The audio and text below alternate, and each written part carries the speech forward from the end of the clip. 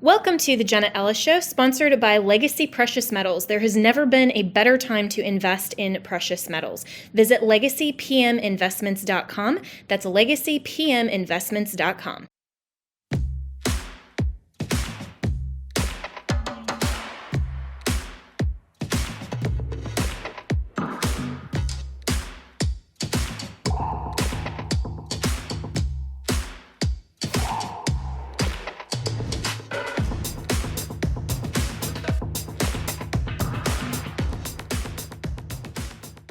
Good evening and welcome to Jenna Ellis tonight. So artificial intelligence has been making headlines over the past few months, particularly in the wake of Elon Musk suggesting that this could be the end to humanity. But what can artificial intelligence actually accomplish that may be beneficial to our industries, and specifically maybe getting through a lot of very dense documents like the over 500, or I think it was maybe 1,000-page congressional spending bill recently? Well, Rob Salvador, who runs a tech company in the state of Florida, actually posted this really long thread that went through the spending bill through artificial intelligence. But Rob, you said that this took your AI algorithm over an hour to get through it. But what it actually showed, I think, was really helpful and maybe a tool that's useful moving forward for Congress to get through some of these really dense spending bills before the deadlines on voting. Absolutely. I mean, what's supposed to happen is there's supposed to be proper time for everyone to look through those bills and understand what's in there so each representative can vote accordingly.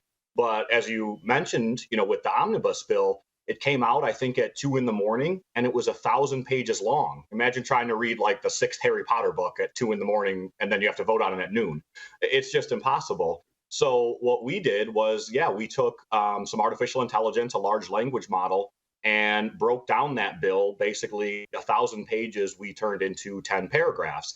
And the reason for that was just to show how simple it is and what these AI tools can do to make sure that there's transparency, to make sure that there's understanding about what's in these bills. And I think it was shocking that, in DC, where some of the smartest people in the world are supposed to be, that no one had thought of doing this before. So we did that, and kudos to certain congressmen, Congressman Massey, Congressman Chip Roy, Congressman Warren Davidson, all of whom mentioned that post and looked at that post to kind of understand what was in the bill. And some of them want to use it moving forward. So I hope at a minimum we introduced a tool that can help with some transparency, because it's just wrong to spend the people's money on these massive bills that you introduce at 2 a.m. and no one understands what's on them. Yeah, absolutely. And I think that moving forward, I mean, certainly a lot of the conservative members of the Republican Party were saying that they need more time, and this was just completely unfair to hold a vote within 48, 72 hours after dropping this massive spending package. And it also doesn't give the public an opportunity to then comment on it and digest it. And of course, nobody is reading 1,000-page spending bills. That is the job of the representatives, but even their members and their staffers can't possibly get through this. And so, this really was helpful. And do you think that this kind of tool in the future will be used in a way that isn't biased? That's usually the pushback, to say, well, AI sometimes can be biased depending on the functionality. But if all you're doing here is just saying this is the allocation for spending on this is the allocation of spending on that, it seems like that's pretty fair. Yeah. So as you mentioned, we've seen some issues with kind of what I call the woke AI over the past couple of months. Google Gemini was exposed for just being unbelievably woke and inappropriate in the things that it prompts and kind of forces upon you. I would say in regards to AI here, math, it's really hard to lie about, right? It's hard to make the math woke. The math will be the math. And at the end of the day, what the AI can do is just break those things down much faster than any human could.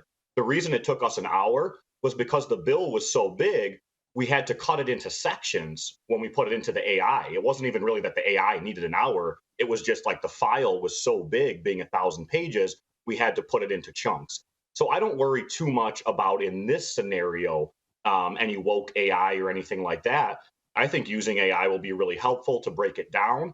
And what you can do with these large language models, kind of the really powerful AI that's come out lately, is you could actually train this technology even more to understand patterns in previous bills, or even understand things that might not be so obvious, where maybe there's some text that sends money somewhere that isn't obvious, but that AI, because it's trained on previous bills, can say, oh, that allocation right there, yeah, it's going to end up in Ukraine or something like that. So I worry Hmm. about woke AI in general, but not in this scenario. In this scenario, these AI tools can just be used to help congressmen introduce transparency and hopefully some accountability as they, spend the life away of the American people. Yeah, this is really fascinating, and of course, math is generally hard for Democrats, and in terms of some of the woke features of saying math is racist and some of those things. But as you and I, as rational, common sense people, would say, math is math, and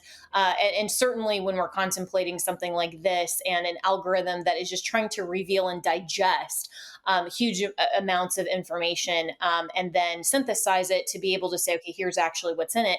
That's really helpful. And I think this is an exciting tool, particularly as you mentioned, looking back in these comparisons from previous spending bills, if someone's office is suggesting on either side, that, well, this is just pro forma, this is something we've done before, is that actually accurate? So in terms of just basic fact checking, that's a useful tool. But I'm thinking also even more broadly, I mean, you mentioned digesting 1,000 pages and having to then vote on it the next day. I mean, that actually reminds me of law school, where we had, hundreds of pages in every subject that we had to somehow digest and then be prepared to speak on the next day in class. So, even in the academic world as well, I think this might be a useful tool for law students, for researchers to synthesize some of these more dense manuscripts. But we also can't forget about the analysis, because as much as you can, like in law school, get some of the cliff notes or some of these these other helpful resources, you still have to be able to understand the information that you're reading. And so is there a danger that potentially AI is useful, but then we're kind of throwing out the analysis or the comprehension of what it is that we're reading? Sure. Yeah, absolutely. I think that's a fair assessment, that you have to be careful that the AI is pulling data that is accurate. If you're asking it something that isn't contained specifically within the bill, like, asking it outside of the math, asking it more of an opinion or to go online to find something, you definitely have to be careful that that's correct information. I would say the ideal way to use this is just as a tool for the congressmen and their staff who should be reading and understanding these bills, to empower them. So if you can use AI to turn 1,000 pages into 10 paragraphs, okay, now that's very doable Yeah. and bite Well, and sized for it the sounds like congressman. kind of like an outline basically of the bill, and then they can go and substantively read other provisions and so forth. But this is a really fascinating topic. We're already out of time. Thanks, Rob Salvador. We'll be right back with more here on Jenna Ellis Tonight.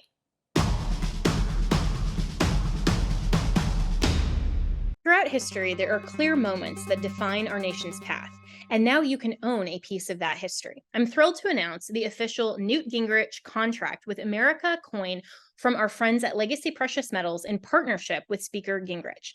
This limited edition 1 ounce, 99.99% silver coin commemorates the historic victory in 1994 when the Republican Party, under Speaker Gingrich's guidance, took control of Congress. The Newt Gingrich contract with America Coin also symbolizes the transformative political platform that led to the landmark achievements like the overhaul of the US welfare system and the Balanced Budget Act. This is a limited edition coin that will sell out. So whether you're looking for the perfect gift or you want to own a piece of history, act fast before they run out. The Newt Gingrich contract with America coin is more than an investment. It's a tribute to honest government and America. You can order it online at newtgingrichsilvercoin.com. That's newtgingrichsilvercoin.com, and use promo code Jenna, that's JENNA, to get $10 off your purchase. Go to newtgingrichsilvercoin.com now.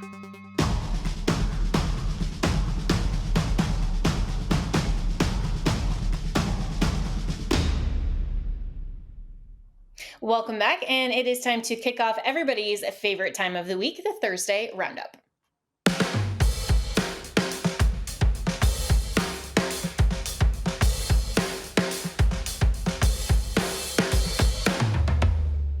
Let's bring in our power panel now to talk about this week's top trending headlines. We have Rob Patillo, who is a Democrat strategist. We have Ryan Fournier, who is the founder of Students for Trump, and John Cardillo, who is former NYPD and also a GOP strategist. So, gentlemen, thanks so much for joining. Really appreciate your time. Let's get to the first headline here. This coming from the Daily Mail.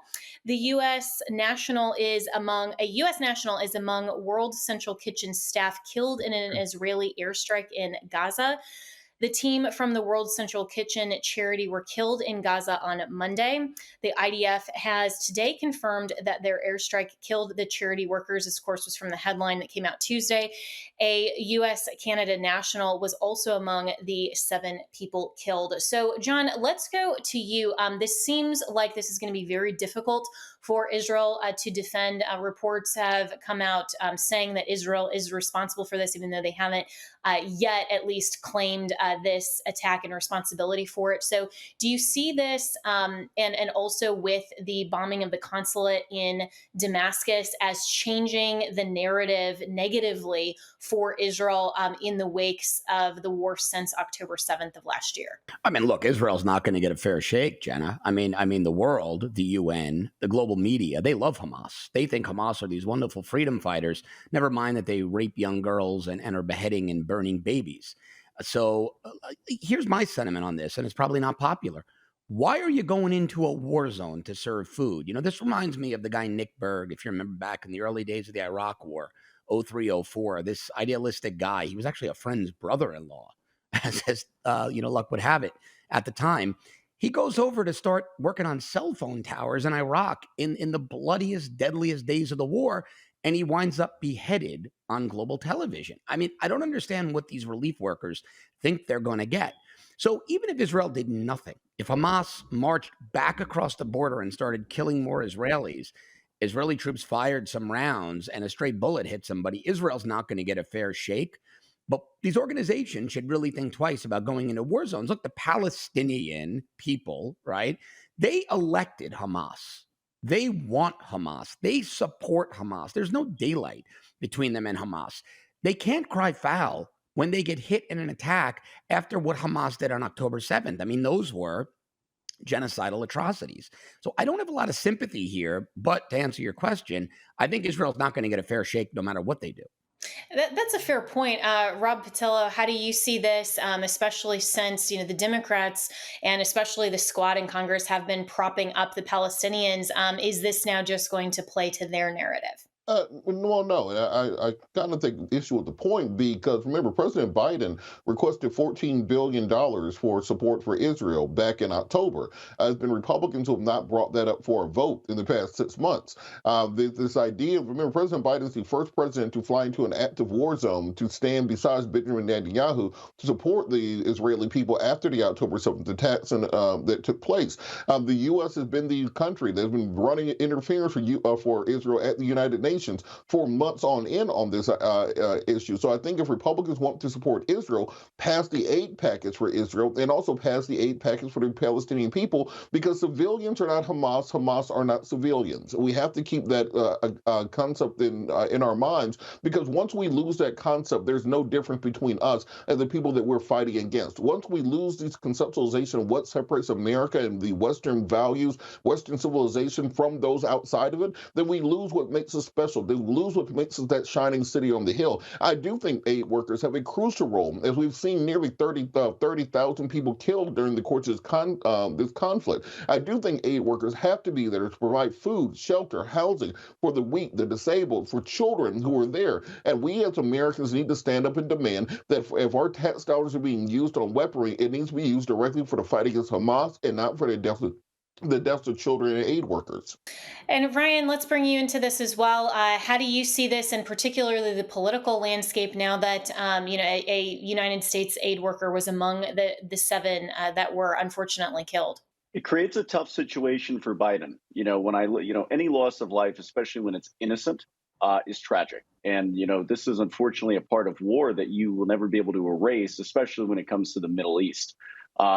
Israel's strategy here, especially after the bombing in Syria, taking out Mohammed Zahildi, I think was his last name. Israel has a very good strategy here.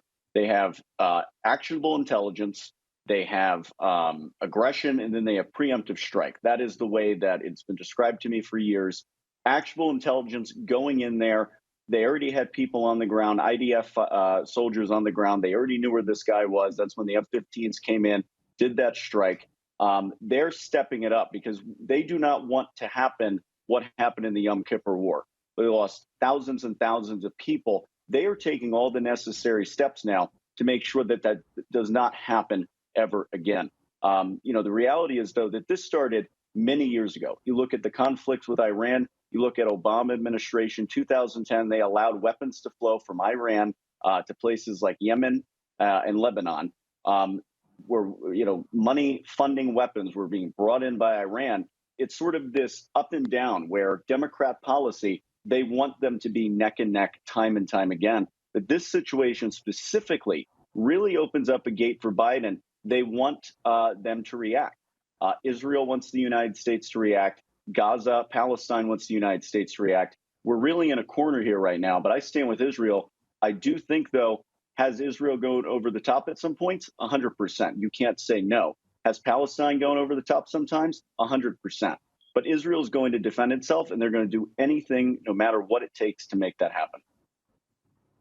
So, John, just in the last about 45 seconds we have here, let's come back to you because, to Rob's point about maybe not playing into the hands of Biden, what do you think of that? Because Biden has been the one calling for regime change specifically against Netanyahu in Israel. Yeah, look, I want to correct one point Rob made. Biden's not the first president to fly into a war zone. George W. Bush flew into a war zone in Afghanistan to have Thanksgiving dinner with the troops years back at some of the bloodiest days of that war. So Biden is falsely taking credit for something someone did prior to him.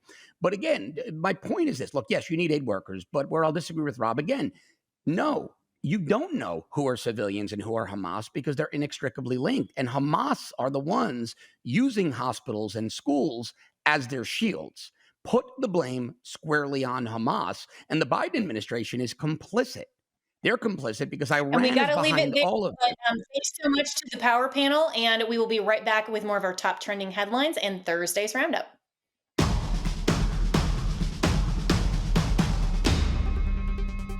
As you know, my friend Mike Lindell has a passion to help everyone get the best sleep of their life.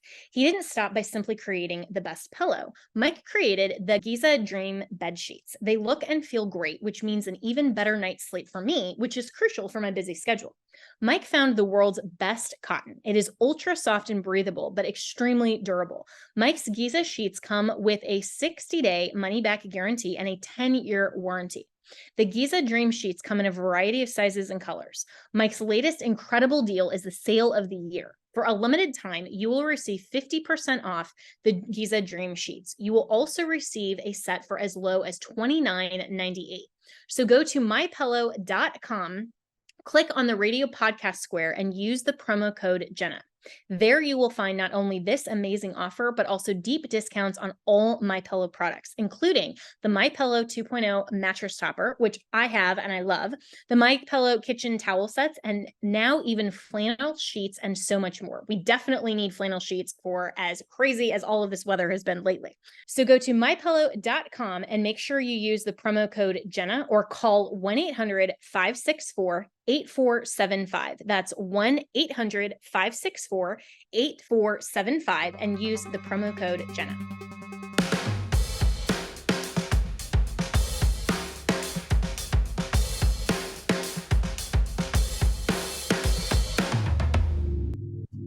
And we are back with Thursday's Power Panel, Rob Patillo and Ryan Fournier and John Cardillo for topic number 2, which was Easter Sunday and the Trans Day of Visibility, that proclamation from the White House that especially online got a lot of backlash from Joe Biden. And then a report from the press pool suggested that when Biden was confronted about it, he said, I didn't do that. So was he lying? Did he not remember? Or did someone else in the White House do that without his knowledge? Nobody has really said anything. But when asked in the press briefing earlier this week, this is what Press Secretary Karine Jean-Pierre had to say.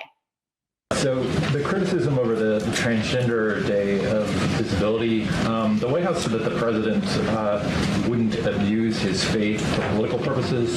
Does the president think that's what Republicans are doing on this issue? I mean, look, just a couple of things, and really so surprised by the misinformation that's been out there around this, and I want to be very clear. Every year for the past several years, on March 31st, Transgender Day of Visibility is marked. And as we know, for folks who understand the calendar and how it works, Easter falls on different Sundays, right, every year. And this year it happened to coincide with Transgender Visibility Day.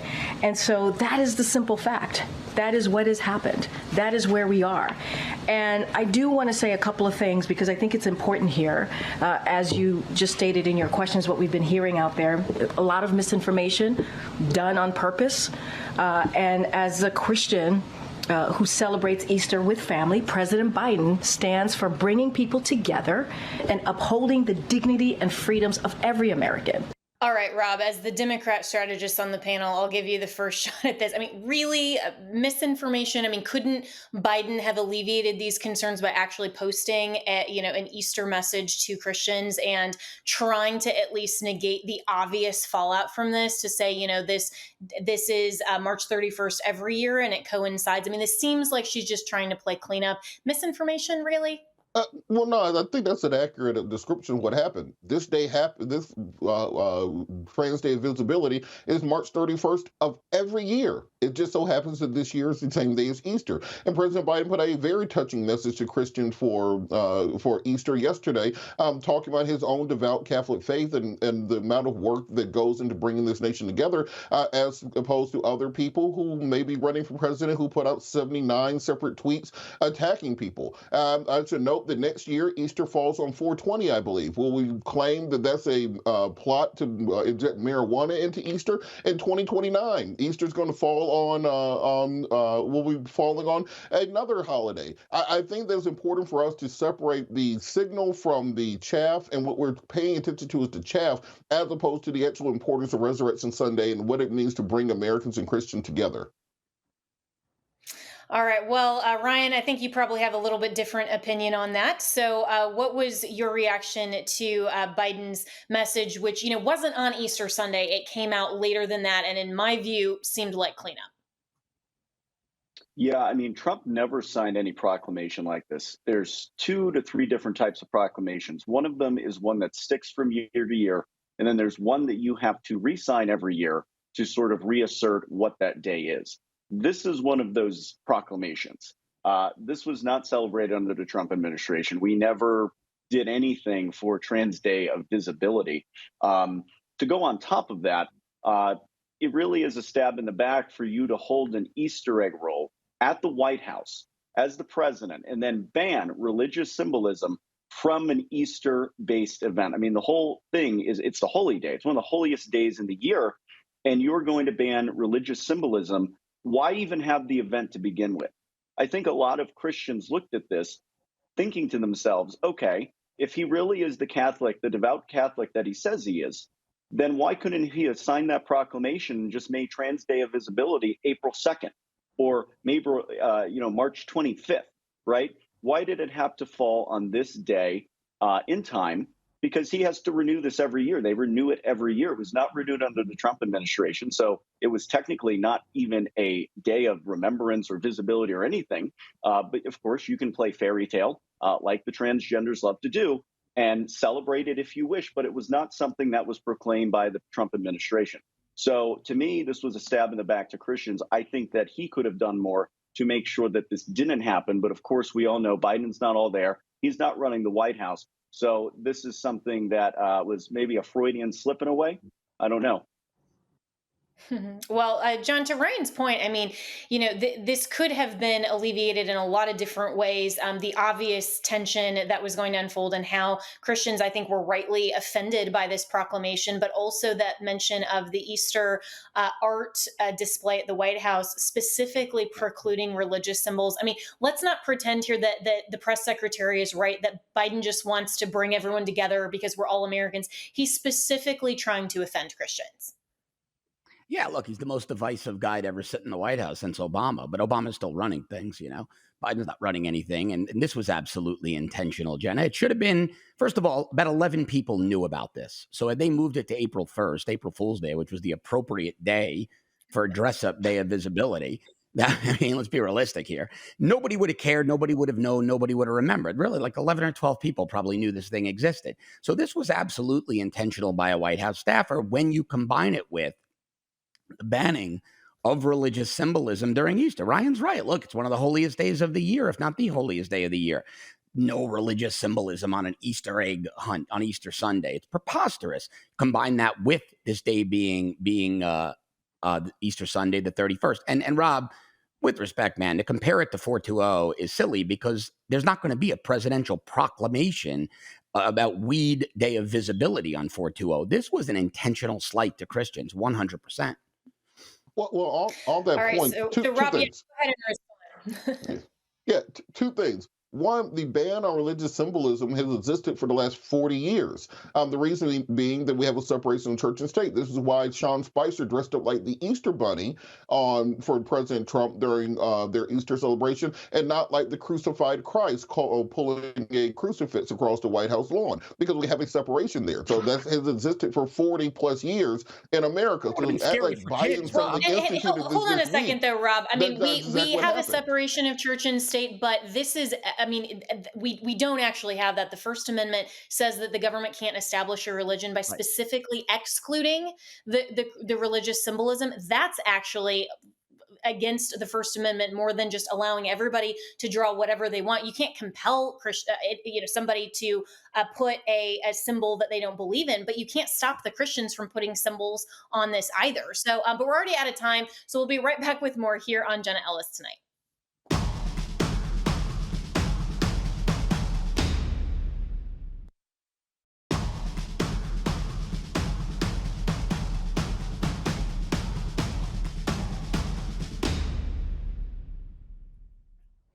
As there is nationwide attention still of what is going on in the aftermath of the destruction, that horrible, tragic accident at the Key Bridge, Josh Hammer wrote a great piece in Newsweek that is called Touch Some Grass. And Josh, I think this was really well said because, of course, when you have a disaster like this, a lot of the social media attention immediately is on some of the more conspiracy theory takes and some of these things, which I think is only amplified by Elon incentivizing just engagement and actually monetizing it.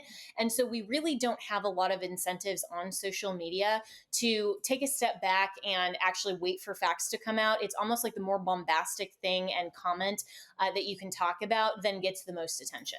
Yeah. So first of all, Jenna, I strongly agree with you about Elon Musk's current incentives. Most conservatives, I think, fall over themselves. They literally trip over themselves to kind of praise Elon Musk. I have always been very cautious. In fact, many of my right of center friends, especially including myself, we all feel like we are still throttled and shadow banned. I'm not sure that they fully fixed the algorithm there, but the incentive structure, as you just noted, when it comes to the monetary side of it, is deeply messed up in many structural ways.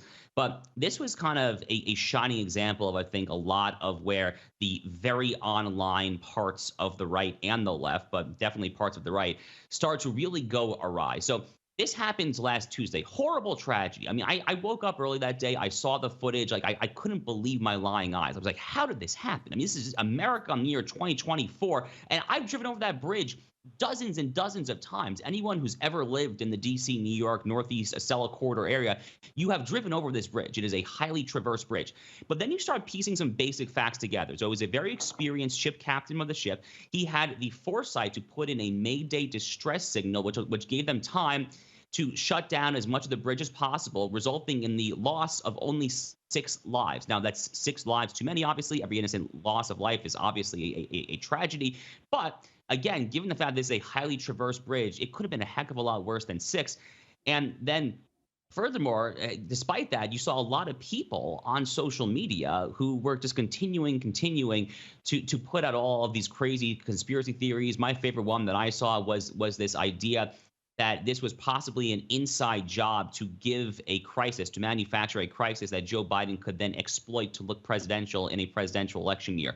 Look, there's not a shred of evidence for any of this stuff. And I say that as someone who in the past has been very critical of people who are too quick to shout down so-called conspiracy theories. Look, the Wuhan lab looks like it was a lab leak. The media said conspiracy theory, conspiracy. No, it was actually a lab leak. The Hunter Biden laptop, they said, oh my God, this is Russian disinformation. This is a conspiracy theory. You had that infamous letter from 51 deep state spooks, Jim Clapper, John Brennan, all those idiots.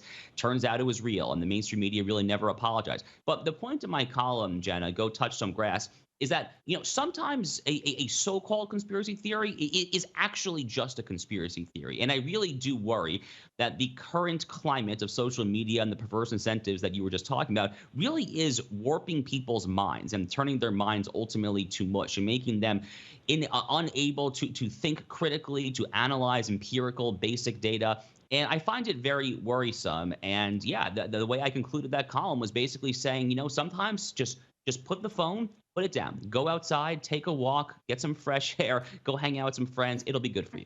Yeah, really well said, Josh Hammer. And, there's a difference, though, I think, as well, when you're talking about analyzing versus conspiracy theories, because we should ask questions. That's a good thing. But as a journalist yourself, I mean, how do you distinguish between asking the appropriate questions versus just advancing conspiracy theories? Well, you have to look at the data and the evidence. Look, I mean, when this ship happened, when this bridge collapsed, Jenna, I like everyone else, my first instinct was terrorist attack. I mean, again, like, how could this possibly happen? And it was just a few days after this ISIS atrocity at the theater in Moscow, leaving, I think, over 150 people dead, 300-400 others injured. Horrible, horrible attack, one of the worst terrorist attacks on Russian soil in a very long time. And this was just a few days after that. So I myself, like many others, I started thinking that this has to be some sort of nefarious terrorist incident. But it became clear over the course of that day, of last Tuesday, we learned essentially all of the details. We learned that this was an experienced ship captain. We learned that it was a power failure, that he had the foresight to call ahead to law enforcement to say, Mayday, Mayday, shut down this bridge. And you just have to follow the evidence where it leads. So, for example, when I contrast that to those two other examples that I gave earlier, both the Wuhan lab leak and then the Hunter Biden laptop, there was never an empirical evidentiary reason to dismiss either of those two stories. On the contrary, there was just a pure ideological reason for doing so. So when it came to Hunter Biden, the ideological reason, for example, was simply to get Joe Biden across the finish line over Donald Trump back in October of 2020 into November of 2020. So you have to just look whether there is data, whether there is evidence supporting it. And you're right, it is reasonable, Jenna, to ask questions, but we shouldn't ask questions where we know that there is an answer, and the mere fact of asking questions is only going to result in people's blood pressure spiking through the roof and getting them enraged for no reason whatsoever other than to feed our own endorphin rush. Yeah, absolutely. And I think there's a huge difference as well between asking sincere questions that, have a basis in reality and actual and investigative journalism and, some of those things, even though, most people on X really aren't the investigative journalists. They're just, they're just on social media because it's a public forum. But, but asking those things versus advancing, oh, I really think this could have been possible. And even though they can frame it in a way that isn't specifically like saying a false statement, there's still the point of it is to advance these ridiculous notions as if it's genuinely possible. I mean, I'm thinking of people like Laura Logan, who, went viral for advancing those exact kind of conspiracies on X in the aftermath of the Baltimore incident. And people really don't know anymore how to distinguish and analyze, as you said, between those legitimate questions that we should be asking versus just, everything is a conspiracy. Everything is the left is trying to, and the deep state and all of this other nonsense. That not everything is always this giant, big conspiracy from the WEF or something. I mean, some things are just horrible tragedies that really the emphasis should be on what is the Biden administration doing to actually clean up timely and have DoD readiness, as we've talked about on this program.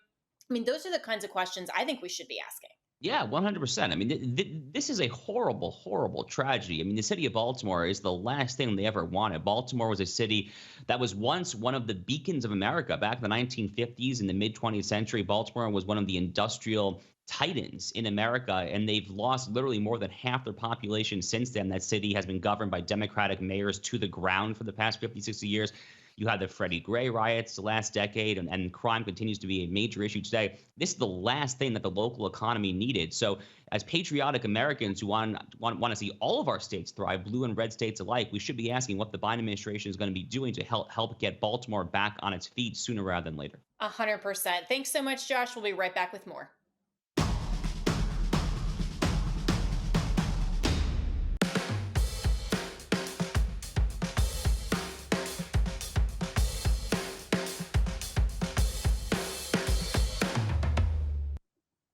All right, let's bring back in our power panel to continue to discuss Baltimore, the cleanup, and social media's response. So we have Rob Patillo, who is a Democrat strategist, Ryan Fournier, who is the founder of Students for Trump, and John Cardillo, who's former NYPD and a GOP strategist. So, gentlemen, let's turn first to the Biden administration and what they are and aren't doing. This is what Secretary Pete Buttigieg had to say late last week with respect to the Baltimore cleanup.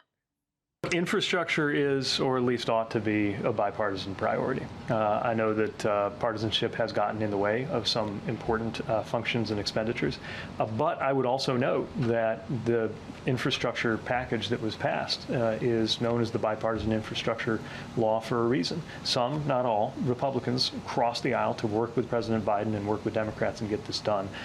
It is our hope that that same spirit will prevail here. And I would also remind any member who might find themselves on the fence when any requests that might come through materialize, that today this is happening in Baltimore, tomorrow it could be your district, and we really need to stand together, red, blue, and purple, to get these things done. All right, Ryan, let's get your reaction first. This seems like Buttigieg is really quick to try to make this a political issue rather than just simply talking about the facts here and what the feds are doing to help out Baltimore. Yeah, and I mean, that's what he should be doing. If I were him, I'd been down there on the scene the day of to inspect it, to work with the government, the DEI mayor, as they call him.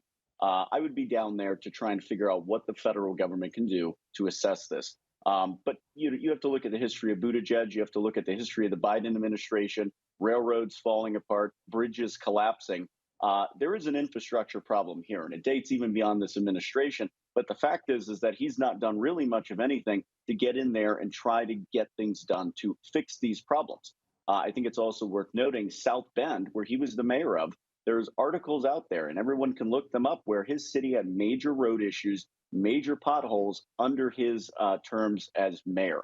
I think that when you look at what happened here with the bridge, with the collapse, this shouldn't fall on the taxpayer either. I have a different approach to this. I think this should be the carrier company and the insurers. The taxpayers always come and take have to put, the purse forth to handle these types of issues when the government really did nothing to begin with to help alleviate sort of issues to begin with. Now, this looks more of like an accident, I would say. We've seen all the stuff on the internet. I don't know if any of that's true, but this is something that should definitely be handled by the shipping company, handled by the insurers, not necessarily fully put on the backs of the American taxpayer. Well, John, let's bring you into this and, your thoughts in response to the Biden administration and Pete Buttigieg, but also social media has kind of gone wild with some of the conspiracy theories that they're just automatically rushing to. And I thought that Josh Hammer's op-ed that we discussed in the last segment was pretty apt that, you can ask questions, but you shouldn't just rush to the shiniest conspiracy theory that's out there just because you want engagement on social media. Yeah, look, Josh is a good friend. We speak every day. So we had spoken quite a bit about this. I have a unique perspective on both of these issues. I actually own a home on the St. Joe River in Indiana, about 15 minutes east of South Bend. So I was around during his tenure, Mayor Pete's tenure. And yeah, he made part of the downtown look nice and he dressed it up. But crime was off the charts. The roadways were a mess. He was never ready for prime time. He was just good PR for the Democrats. But I live in an area of East Fort Lauderdale that's headquarters of the maritime industry. And just coincidentally, I have a lot of friends who are captains, a lot of friends who work in maritime disaster recovery, good friends. And to a person, they're laughing at these conspiracy theories. They can watch the video and run you through exactly what happened when the power failed and why there's nothing conspiratorial about this. It normally happens at sea, and the waves take over and the results are as catastrophic. The other issue here that no one's talking about, it's really not an infrastructure issue because it was a private vessel, power failed, and it was just in a tight navigable channel and couldn't get out of the way of the bridge. The other issue is when that bridge was built in the 70s, one of the captains educated me to this. The largest cargo ship in the world displaced about 40,000 tons. This ship displaced 120,000. So when it hit that bridge that had been rated for the ships displacing 40,000 tons, it folded it like tissue paper, right?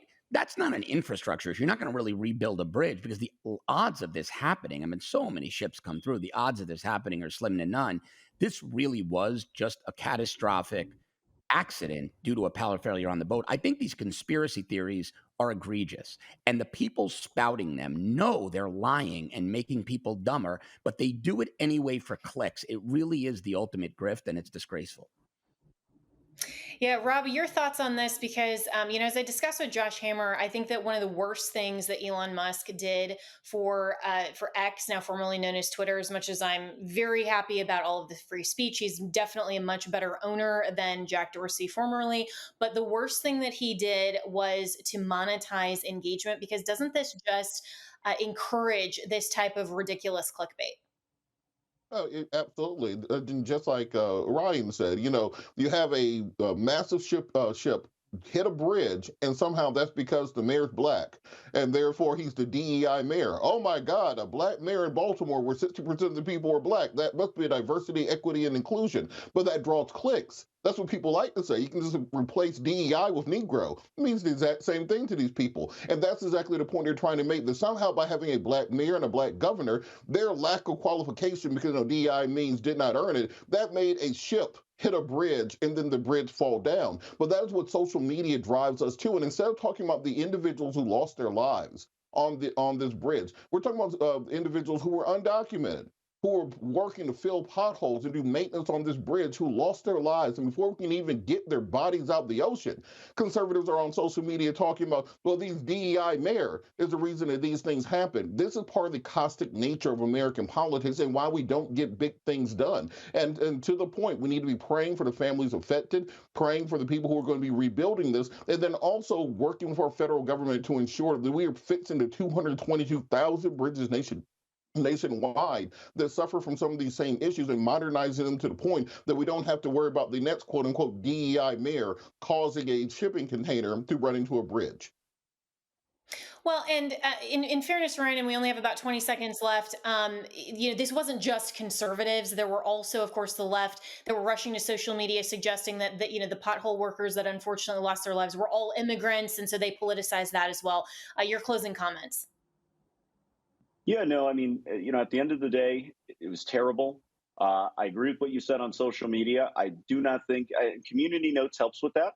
So if they get a community note and it's a lie, they don't get any money for that post. So that needs to happen. But this was a tragic accident Yeah. overall. People should not jump to conclusion or conspiracies. Yeah. Let the facts play Well, we out. got to leave it there. Thank you so much to the power panel. That's all the time we have for Jenna Ellis tonight. See you tomorrow.